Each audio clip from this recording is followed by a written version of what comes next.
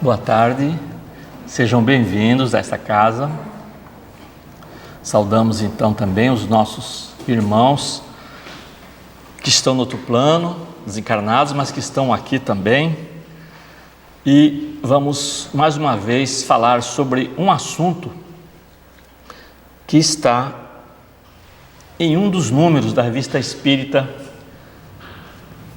que foi produzida pessoalmente, dirigido pessoalmente por Allan Kardec, de 1858 até 1869, a data da sua desencarnação.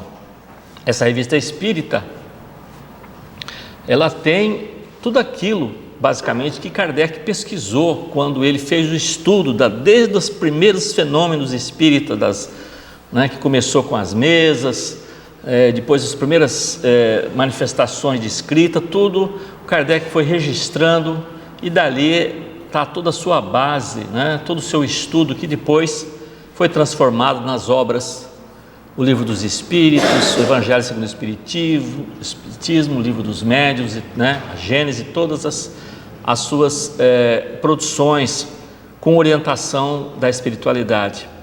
Então vamos destacar um assunto de hoje, que está na Revista Espírita, que é sobre anjo da guarda, espírito protetor. Há uma certa, às vezes, confusão das pessoas, Eu tenho um espírito protetor, eu tenho um anjo da guarda, ele é um anjo mesmo que cuida de mim, é um espírito assim, na mesma condição que eu sou, Então Kardec, ele orienta, tá certo? Como é que a gente vai realmente definir essa questão do anjo, tá? Primeiro a gente vai pegar a palavra em si. A palavra anjo, ela vem do latim eclesiástico angelus, derivado do grego, que significa mensageiro.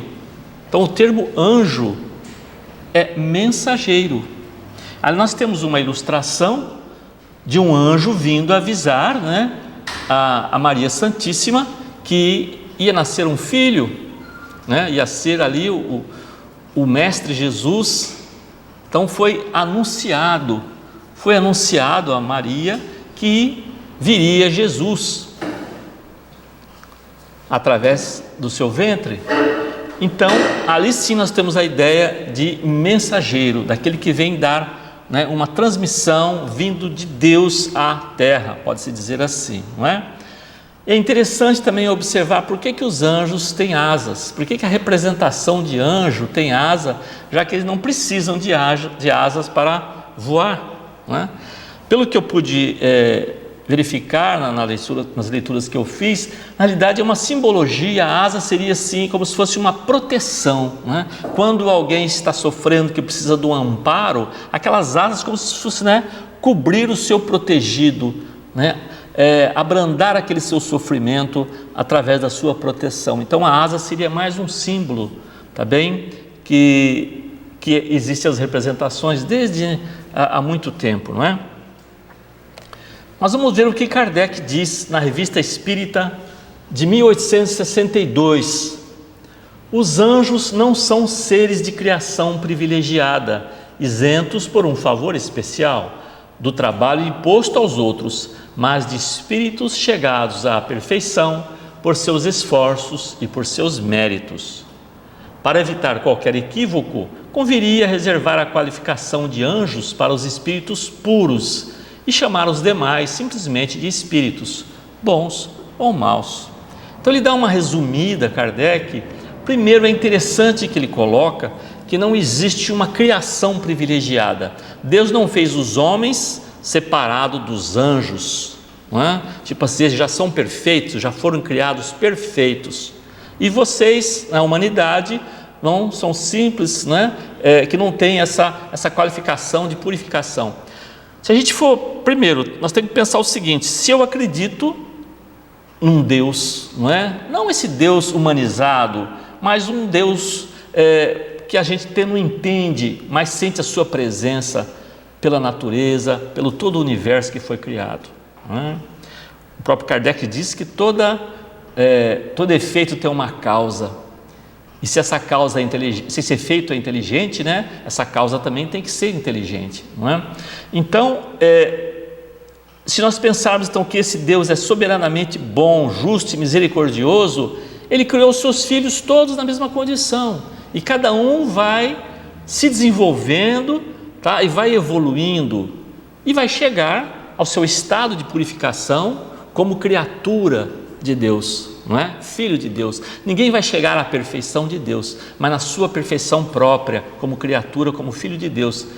Então, estão lá, anjos, pelo seu mérito, pelo seu esforço, e nós também um dia seremos anjos. Vai demorar? Vai, mas a evolução é uma ida, pode-se dizer assim, é uma passagem que nós temos de autocarro, só de ida, não tem volta. A nossa condição é de evolução, nós não voltamos. Nós podemos até parar um período, estacionar, não é? Como a gente vai assim, se eu vou da minha casa à casa de outra pessoa, eu posso desviar do caminho, mas chego lá naquela casa. Tem pessoas que vão reto, tem pessoas que vão para cá, vão para lá, mas chega no objetivo. A evolução também é assim, a gente vai desviando muitas vezes por uma série de fatores, né, que a gente se encanta com as coisas, a gente para no caminho por causa de coisas materiais, coisas que nos encantam, mas que não tem valor, a gente abandona e vai seguindo, que o nosso objetivo realmente é a evolução. Então ele já coloca que a qualificação de anjos, ele coloca como os espíritos puros, tá bem? Espíritos puros. E os outros são espíritos que podem ser aí nos diversos graus, até dos espíritos ignorantes, até os espíritos bem mais evoluídos, tá bem? E é interessante colocar, Ismael é o espírito escolhido por Jesus para auxiliar no progresso do desenvolvimento do Brasil. Então repare, um anjo que cuida de um país. Do mesmo modo, Eliu, protetor de Portugal, encarnou como infante Dom Henrique em 1394, trabalhou na renovação das energias portuguesas, expandindo as ações para além-mar. Então, repare que são espíritos que têm uma responsabilidade de cuidar de um país. E é interessante a gente observar então que existe uma hierarquia de responsabilidade.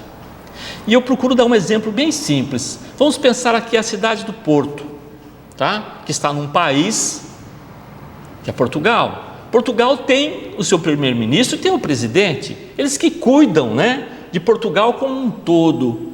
Aí nós vamos ter, né, os conselhos, os distritos, a freguesia, cada um vai cuidando daquele detalhe mais próximo ali, né, da comunidade. Então vamos supor que em determinada rua daqui de uma freguesia, a rua está muito esburacada, está cheia de buraco a rua. Não vamos tentar conversar com o presidente da República para ele vir consertar os buracos da rua, porque isso não é com ele.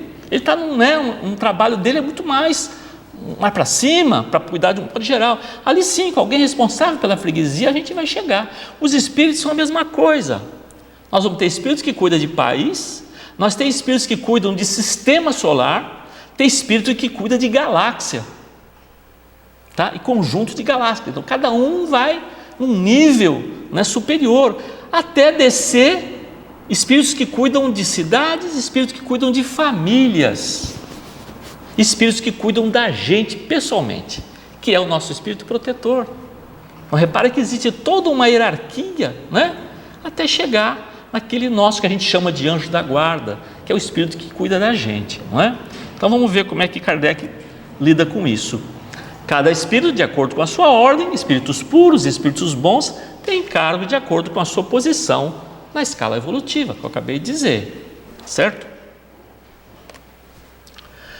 No livro dos Espíritos há um capítulo intitulado Anjos da Guarda, Espíritos Protetores, Familiares ou Simpáticos. Então está lá no livro dos Espíritos. A pergunta 489 do livro dos Espíritos. Kardec pergunta: há espíritos que se liguem particularmente a um indivíduo para protegê-lo? Resposta dos Espíritos: há o irmão espiritual, o que chamais o bom espírito ou o bom gênio. Então, os Espíritos já orientam que sim, existe alguém que cuida de nós. Que se deve entender por anjo de guarda ou anjo guardião? Olha como já é diferente o termo. Ele diz: o espírito protetor pertencente a uma ordem elevada. A ordem elevada. Repare que ordem elevada, para a gente poder alguém ter um espírito de ordem elevada, cuidando daquele ser, daquele espírito na terra, ele tem que ter uma missão muito importante. E nós vamos pegar como exemplo Kardec. Kardec, quando codificou a doutrina, né, dos espíritos, ele teve ali vários espíritos evoluídos cuidando da codificação, né? Então ele vai ter São Luís, Santo Agostinho, João Evangelista e o Espírito de Verdade. Repare que são todos espíritos de alta escola, espíritos muito evoluídos. Por quê? Porque a missão de Kardec é muito importante, foi muito importante e ainda é muito importante. Então, uma pleiade de espíritos cuidando da codificação, tá? Nós vamos ver também Eurípides Barçanufo, né, que provavelmente vocês já ouviram falar. Ele teve como protetor São Vicente de Paulo. Bezerra de Menezes, Santo Agostinho, que é o protetor de Bezerra de Menezes, e Chico Xavier, que nós conhecemos, Emmanuel, que é o seu mentor, que cuidou dele, todo o trabalho de escrita que o Chico fez, teve o amparo, teve a orientação de Emmanuel, todo o conselho que ele ouviu, além de outros espíritos, mas o Emmanuel foi o espírito diretamente ligado ao Chico Xavier. A gente consegue então perceber que existe uma organização, a coisa não é solta, existe uma organização com relação a esses benfeitores espirituais. Eu posso receber um cuidado de um espírito que não é meu protetor? É lógico que sim, é lógico. É como se imagina se você, como pai de família ou mãe, você está num parquinho, né, ali brincando com o seu filho ou seu neto, de repente vem outra criança que está ali e começa a querer mexer numa coisa que é perigosa. Ele não é seu filho, não é seu neto, mas a gente acode. A gente vai lá, porque é uma criança que está no perigo, você vai e acode. Os espíritos também são assim. Eles não precisam estar diretamente ligados a gente, mas se eles percebem que eles podem ajudar, se são benfeitores, eles vão ajudar. Bem? Qual a missão do espírito protetor? A pergunta 491. A de um pai com relação aos filhos, a de guiar o seu protegido pela senda do bem, auxiliá-lo com seus conselhos, consolá-lo nas suas aflições, levantar-lhe o ânimo nas provas da vida. Então ele dá um exemplo como um pai.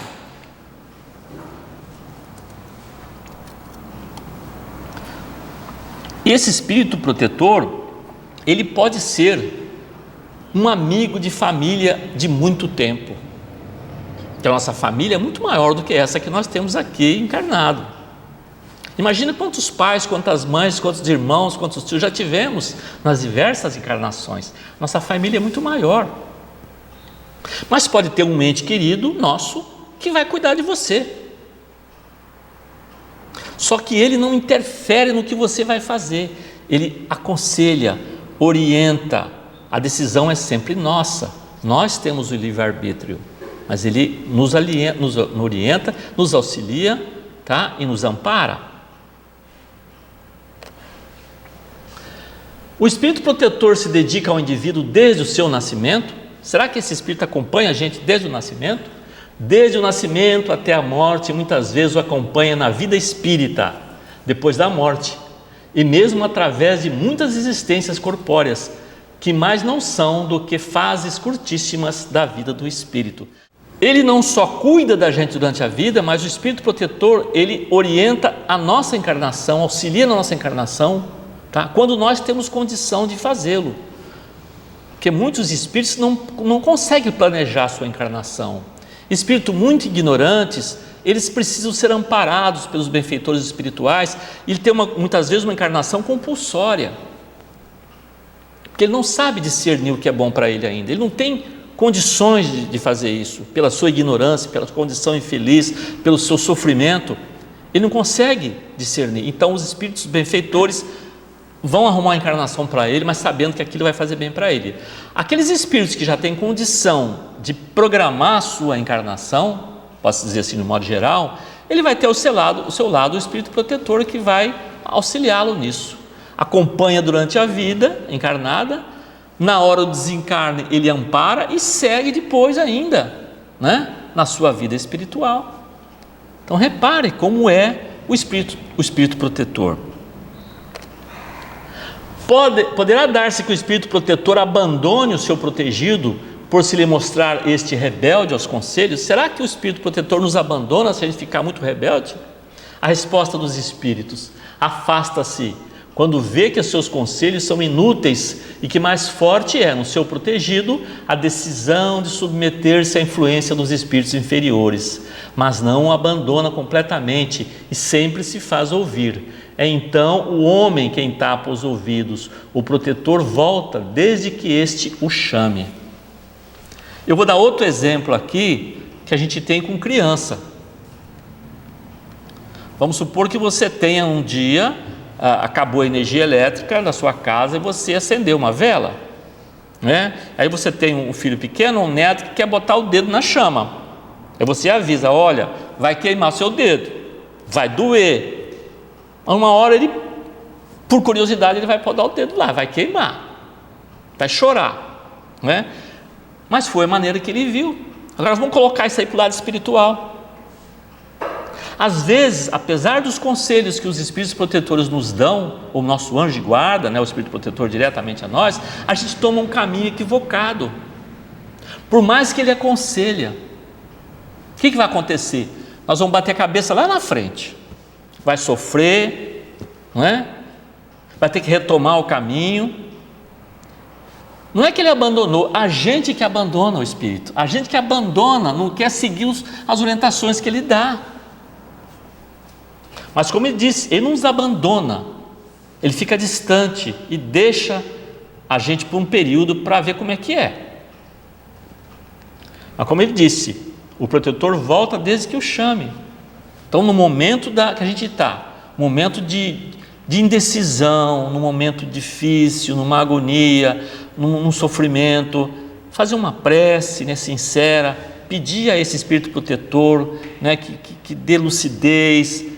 Ele vai, mesmo que ele não esteja próximo, posso dizer assim, entre aspas, fisicamente ali naquele espaço, né?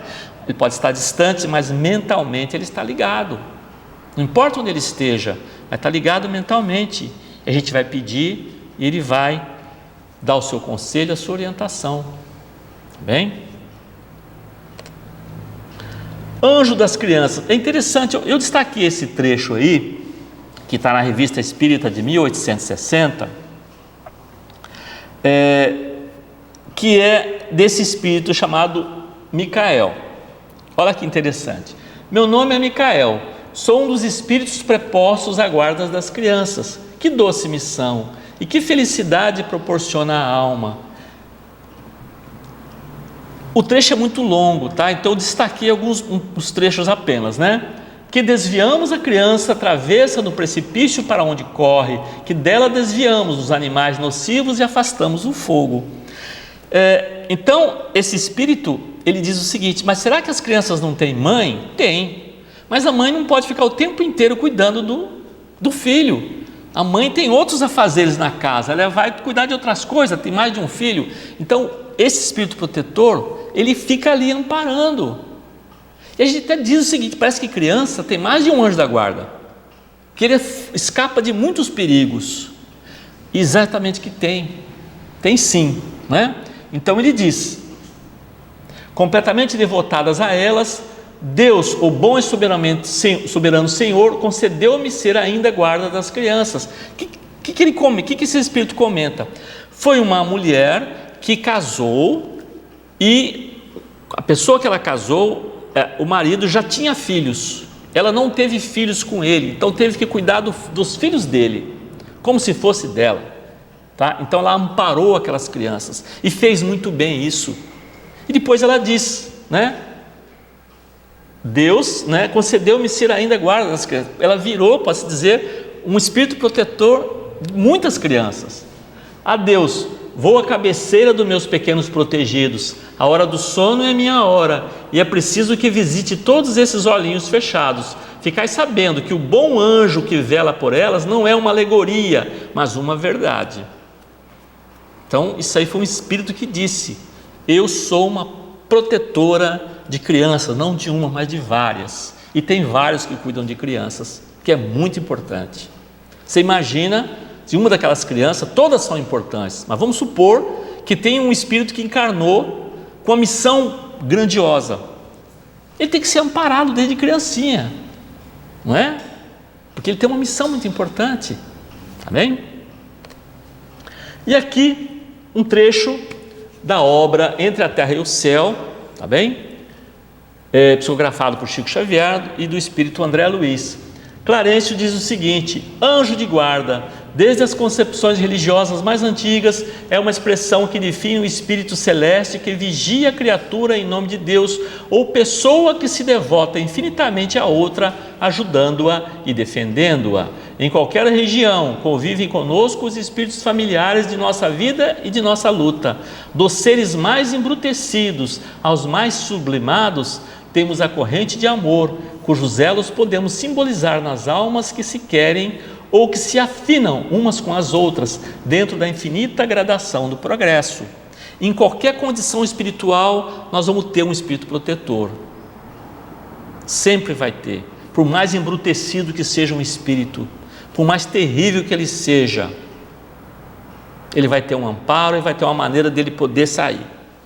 Quem já leu as obras de André Luiz, Libertação, é um exemplo. O espírito Gregório, um espírito endurecido, muito inteligente, mas não tinha, posso dizer, a compreensão de Jesus no seu coração. Na história ele vai ser resgatado, tá bem? Então sempre existe alguém que vai cuidar de um espírito, não é? A família espiritual é uma constelação de inteligências, cujos membros estão na terra e nos céus. Então, ora estamos aqui, outra hora desencarnado. Voltamos para cá, voltamos para lá. E vai e vem até um dia que não precisaremos mais encarnar no plano terreno. Tá? Aquele que já pode ver mais um pouco, auxilia a visão daquele que ainda se encontra em luta por desvencilhar-se da própria cegueira. Todos nós, por mais baixo nos revelemos, na escala da evolução, possuímos, não longe de nós, alguém que nos ama a impelir-nos para a elevação. Isso podemos verificar nos círculos da matéria mais densa. Temos constantemente corações que nos devotam, estima e se consagra ao nosso bem. Sempre vai ter alguém que goste daquela pessoa. Quer ter uma mãe, um pai, um irmão, um filho, um parente, sempre vai ter alguém que gosta dele, por mais que ele tenha feito coisas. Nós também somos assim.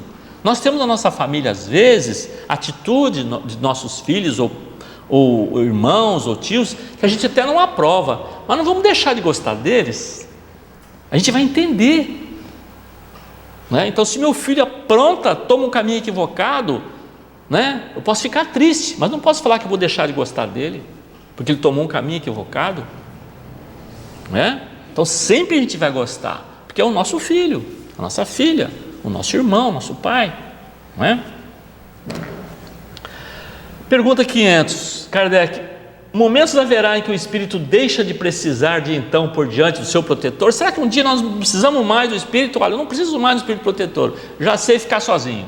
Resposta: sim, quando ele atinge o ponto de poder guiar-se a si mesmo, como sucede ao estudante, para a qual o momento chega em que não mais precisa de mestre. Agora a observação final: isso porém não se dá na terra. Quer dizer, quem está encarnado precisa ainda de um anjo de guarda. Vai chegar um dia que não vão precisar mais, como ele disse ali, né? Não precisa mais do professor, não precisa mais do mestre, mas ainda na terra nós precisamos, pela nossa condição ainda, não é? Que temos muito ainda a caminhar. E, para encerrar, no Evangelho segundo o Espiritismo, lá no final, tem uma coletânea de preces espíritas.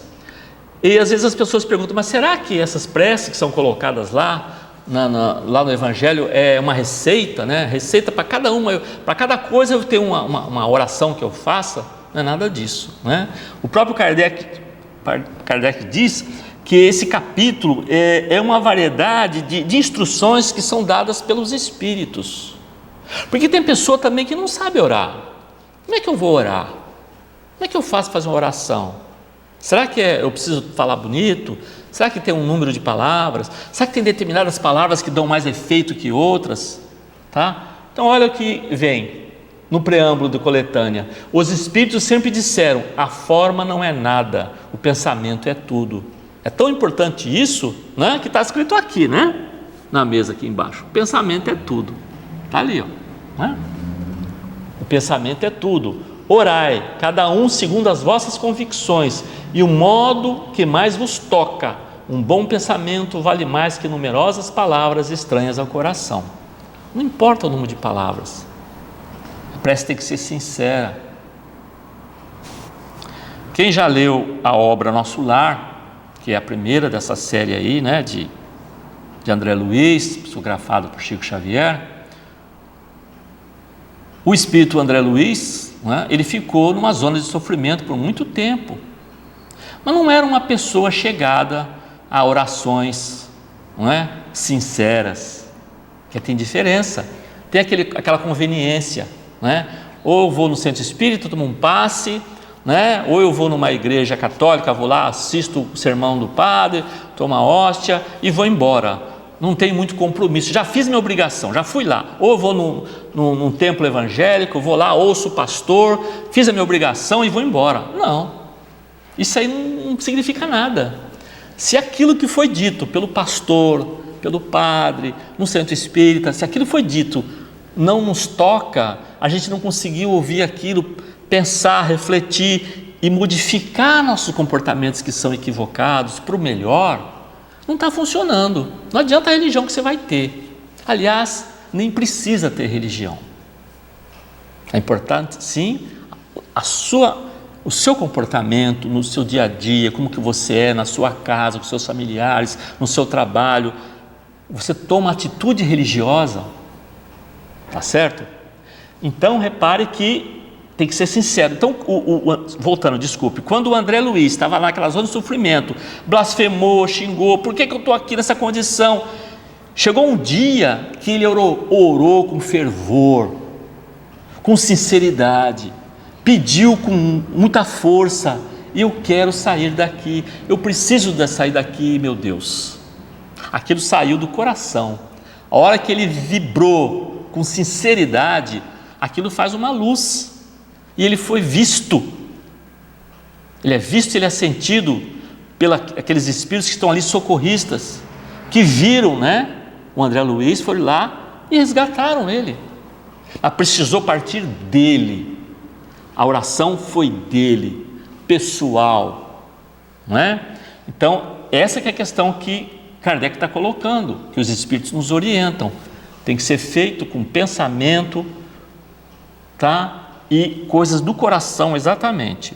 E aí ele dá um exemplo de uma prece, né, aos espíritos protetores de um modo geral. Espíritos sábios e benevolentes, mensageiros de Deus, cuja missão é assistir os homens e conduzi-los no bom caminho, sustentai-me nas provas desta vida, dai-me a força de suportá-las sem murmurar, desviai de mim os maus pensamentos e fazei com que eu não dê acesso a nenhum dos maus espíritos que tentarem me induzir ao mal. Esclarecei minha consciência sobre meus defeitos e elevai de sobre meus olhos o véu do orgulho que poderia impedir-me de os perceber e confessá-los a mim mesmo. Aqui nós vemos que ele pede o quê? Pede força. Não posso pedir uma prece para me livrar dos sofrimentos, porque esses sofrimentos, de modo geral, nós muitas vezes que mesmo pedimos, quando nosso planejamento da encarnação viemos com um problema sério, um problema físico, uma doença grave, uma doença crônica, aquilo estava programado. O que eu posso pedir é força, como ele disse, né? Para me sustentar, para me amparar. Ninguém ali fala de tirar do sofrimento, não é? E aí sim, agora diretamente para o Espírito Protetor: vós sobretudo, né, meu anjo guardião, que velais mais particularmente por mim, E vós todos os espíritos protetores que vos interessais por mim, fazei com que eu me torne digno da vossa benevolência. Conheceis as minhas necessidades, que elas sejam satisfeitas segundo a vontade de Deus. Então é isso que Kardec orienta, né? Os espíritos orientam de uma prece. É simples a prece.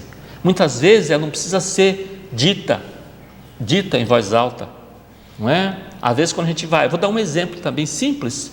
Vamos supor que a gente esteja em casa assistindo uma TV e mostra que nesse momento está tendo um incêndio terrível lá na Grécia, e você vê aquelas pessoas ali correndo das casas. Naquele momento eu posso ter diversas atitudes: assistir aquilo como simplesmente uma notícia, né? Ver aquilo e não me importar com aquilo, porque não é na minha casa. Como eu posso olhar para aquela imagem naquele momento e emitir um pensamento para aquelas famílias lá, para que elas tenham apoio, que elas tenham sustentação, que elas tenham um amparo da espiritualidade e dos bombeiros que estão ali para trabalhar, para ajudar. Naquele momento eu estou fazendo uma prece sincera e desinteressada, porque aquelas pessoas não são nada meus. Uma coisa é orar para um parente, para um filho, outra coisa é orar para um estranho que eu nunca vi. É isso? Então nós podemos estar, sim, com um pensamento, simplesmente nós fazemos uma prece, e não precisa estar num centro espírita, nem numa igreja, nem num templo, simplesmente no nosso templo interior, em qualquer lugar, dentro do autocarro, dentro do metro, eu posso parar ali, concentrar e fazer uma prece, dirigir um pensamento bom para alguém ou para mim mesmo que estou precisando. Tá certo? Então é isso, meus irmãos. Agradeço assim a atenção de vocês, de estarem aqui agora, né? E vamos encerrar fazendo uma prece, né?